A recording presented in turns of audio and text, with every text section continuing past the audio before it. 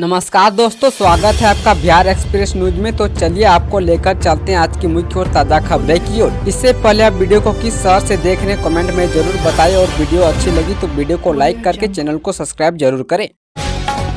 भागलपुर, पूर्णिया समेत बिहार के इन 18 जिलों में विकसित होंगे एयरपोर्ट। बिहार के 18 जिलों में एयरपोर्ट का संचालन किया जाएगा। राज्य सरकार ने यह फैसला पहले ही ले लिया था। अब विमान संगठन निदेशालय ने राज्य के 18 जिलों को पत्र भेजकर बताया कि उनके जिले में स्थित एयरपोर्ट की स्थिति सुधारने और हवाई सेवा के सुचारू संचालन के लिए बुनियादी सुविधाओं के निर्माण की योजना है। इसके लिए डीएम से एस्टीमेट मांगा गया है।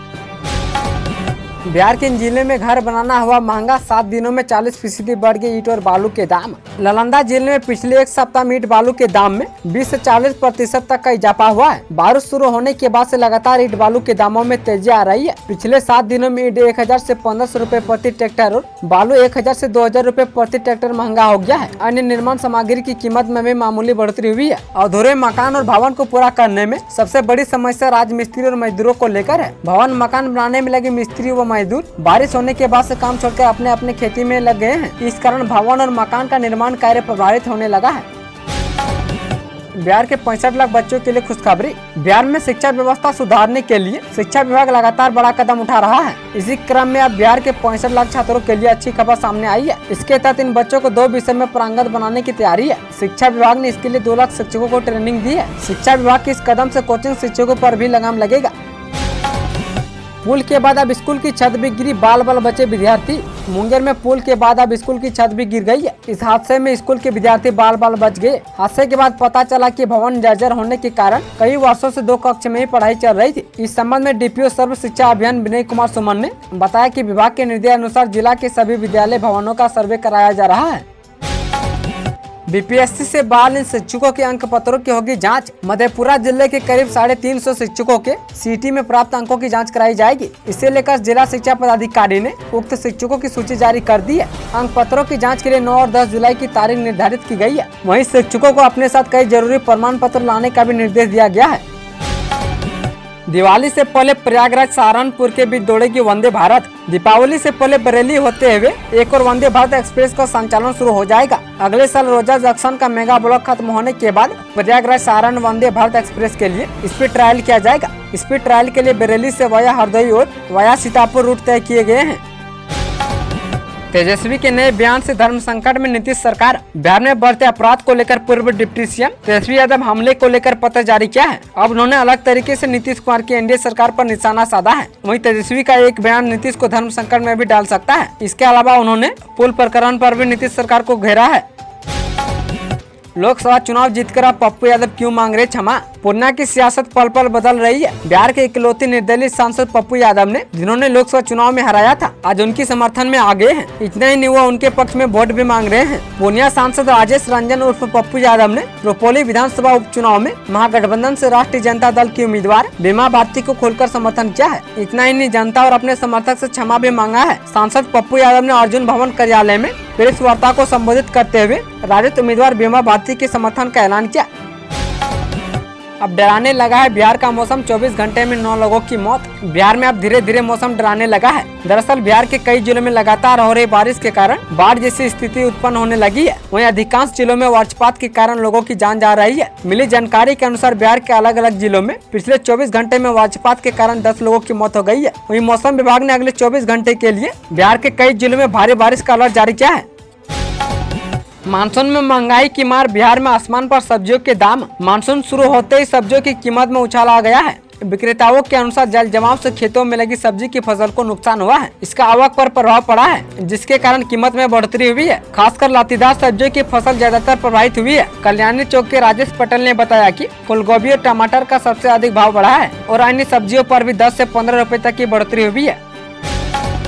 बिहार में पुलों का बनेगा हेल्थ कार्ड, सीसीटीवी से होगी निगरानी। बिहार में पुलों के रखरखाव की नीति लागू हो गई है। इस नीति के आधार पर पुलों का हेल्थ कार्ड बनेगा और रखरखाव के लिए विशेष प्रभाग का गठन होगा। मुख्य अभियंता इस डिवीजन के हेड होंगे। इनके साथ ही अधीक्षक अभियंता, कार्यपालक अभियंता, सहायक अभियंता और कन्या अभियंताओं की टीम होगी। टीम के इंजीनियर नियमित तौर पर पुलियों की जाँच करेंगे। जाँच केवल कागजों पर ही नहीं बल्कि वीडियो व तस्वीर के साथ होगी। जहाँ भी इन्हें गड़बड़ी मिलेगी वे इसकी जानकारी तत्काल विभाग को देंगे। अगर रखरखाव में कोताही बरती गई तो उसे चिन्हित कर विभाग सख्त कार्रवाई भी करेगा।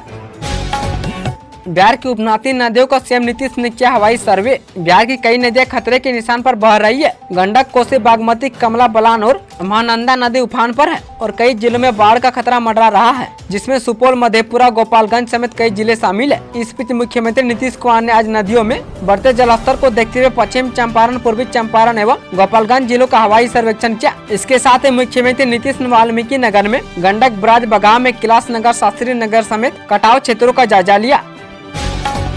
उपचुनाव में बीमा का साथ देंगे सांसद पप्पू यादव, हाथ जोड़कर जनता से मांगी माफी। आगामी 10 जुलाई को रुपौली विधानसभा सीट के लिए उपचुनाव होने वाला है। इससे पहले पूर्णिया से सांसद पप्पू यादव ने खुलकर राजद प्रत्याशी बीमा भारती का समर्थन कर दिया है। सांसद पप्पू यादव ने अर्जुन भवन में प्रेस कॉन्फ्रेंस बुलाकर बीमा भारती के समर्थन का ऐलान किया है। उन्होंने कहा कि किसी कारण के चलते मेरी प्रत्याशी इससे भूल हुई तो इसके लिए मैं हाथ जोड़कर क्षमा मांगता हूँ। आप सभी की रुपौली की बेटी बीमा भारती के पक्ष में वोटिंग के लिए आग्रह करता हूँ। प्रेस को संबोधित करते हुए पप्पू यादव ने कहा कि जो लोग कांग्रेस, सोनिया गांधी, राहुल या फिर प्रियंका गांधी की विचारधारा को मानते हैं, वे हर परिस्थिति में इसके प्रत्याशी के साथ हैं। बिहार बीएड संयुक्त प्रवेश परीक्षा के नतीजे हुए घोषित, प्रीति अनमोल बनी टॉपर। बिहार बीएड परीक्षा का रिजल्ट जारी हो गया है। इस परीक्षा में हाजीपुर के रहने वाले प्रीति अनमोल ने 102 अंकों के साथ टॉप किया है। वहीं बांका के कुणाल सिंह और पटना के बाढ़ के रहने वाले बुल्लू कुमार 100 अंक लाकर दूसरे स्थान पर रहे हैं। सीएड बीएड की आधिकारिक वेबसाइट पर कैंडिडेट अपना रिजल्ट चेक कर सकते हैं। हेमंत कैबिनेट में चंपाई, रामेश्वर समेत 11 ने ली शपथ। हेमंत सोरेन की सरकार ने सदन में विश्वास मत हासिल कर लिया है। सरकार के पक्ष में 45 वोट पड़े, जबकि विपक्ष में 0 वोट डाले गए हैं। सदन में बहुमत साबित करने के बाद हेमंत कैबिनेट का विस्तार किया गया। नए मंत्री के रूप में सबसे पहले चंपाई सोरेन ने शपथ ली। इसके बाद रामेश्वर उरांव, दीपिका पांडे सिंह, बैजनाथ राम और इरफान अंसारी मंत्री पद की शपथ ली है। श्रावणी मेला में भाग लेने वाले कलाकार 10 जुलाई तक करे आवेदन। प्रत्येक साल की भांति इस साल भी श्रावणी मेला में मनोरंजन हेतु कलाकारों के द्वारा सांस्कृतिक कार्यक्रम का आयोजन किया जा रहा है। यह जिला प्रशासन के द्वारा आयोजित करवाया जाता है। जिले के धांधी बिलारी में इस कार्यक्रम का आयोजन किया जाता है, जिसमें बाहर के साथ साथ स्थानीय स्तर के कलाकार भी भाग लेते हैं। इस कार्यक्रम में भाग लेने के लिए पहले कलाकारों का आवेदन देना पड़ता है। इसमें भजन, कीर्तन और लोकगीत के लिए कलाकारों का चयन किया जाता है। 1 माह तक चलने वाले श्रावणी मेले में चयनित कलाकार अपनी प्रस्तुति देते हैं। जारी निर्देश के अनुसार इस कार्यक्रम में भाग लेने के लिए कलाकारों को 10 जुलाई तक आवेदन करना है। बिहार में सड़क हादसा, बेगूसराय में बच्चों को ट्रक ने कुचला। बिहार में रफ्तार का कहर जारी है। तेज रफ्तार ट्रक ने बेगूसराय में एक मासूम बच्चे को कुचल दिया। इस हादसे में मासूम की घटनास्थल पर मौत हो गई। गुस्साए परियोजनों ने NH-31 को घंटों तक जाम रखकर हंगामा किया। करीब 4 घंटे तक सड़क जाम के कारण NH-31 पर वाहनों का परिचालन बाधित हो गया। घटना नगर थाना क्षेत्र के ट्रैफिक चौक स्थित NH-31 की है। बिहार में अब सामने आई स्मार्ट मीटर की एक और गड़बड़ी। स्मार्ट मीटर में एक नई गड़बड़ी सामने आई है। इसको लेकर कई लोगों ने बिजली विभाग में शिकायत दर्ज कराई है। लोगों का कहना है कि आम मीटर की तुलना में स्मार्ट मीटर अधिक महंगा पड़ रहा है और रिचार्ज को लेकर उन्हें काफी परेशानियों का सामना करना पड़ रहा है। बिजली विभाग में अब तक कई शिकायतें मिल चुकी है।